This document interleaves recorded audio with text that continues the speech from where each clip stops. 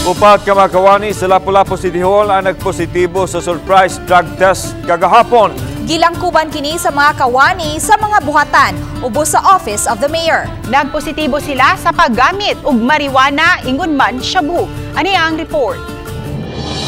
We'll go to Gipahibaw ni Lapu-Lapu City Mayor Junard Ahong Chan nga ang mga nalambigit nga kawani pulos mga lalaki. Tulo kanila mga casual employees samtang ang usa job order personnel. Hinuon ang resulta ipaubos pa sa confirmatory test. Base sa initial result, may usa niini nga parehong nagpositibo sa shabu ug marijuana ang iyang urine samples. Bawal yun ang paggamit sa giniling drugas.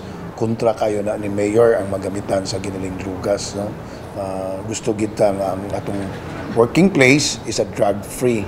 Kagahapon, moabot sa 366 ka mga kawani gikan sa nagkadiyang buhatan sa City Hall nga ubos sa Mayor's Office ang napaubos sa kinalit nga drug test. Kini ang unang higayon nga subling napaubos sa surprise drug test ang mga kawani sa City Hall human miigo ang pandemya. But kung wala pa'y memorandum, I'm telling them not to report to office, our office sa close-up, because we are for treatment and rehabilitation program,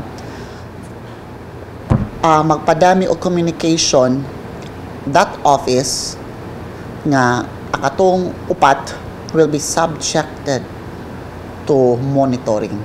So every day na nato silang i-drug test. Sukad gisugdan sa close-up ang pagpahigayon og surprise drug test sa nagkadiyang buhatan sa City Hall niadtong Hulyo 2019, moabot na sa 24 ka mga kawani ang nagpositibo. Gipaubos sila sa office-based rehab aron mahatagan og kahigayunan nga maka-apply og balik sa trabaho. Apan way ni usa niini ang nibalik. Uban ni Marlon Melgazo, Luan Merondina, Balitang Bisdak.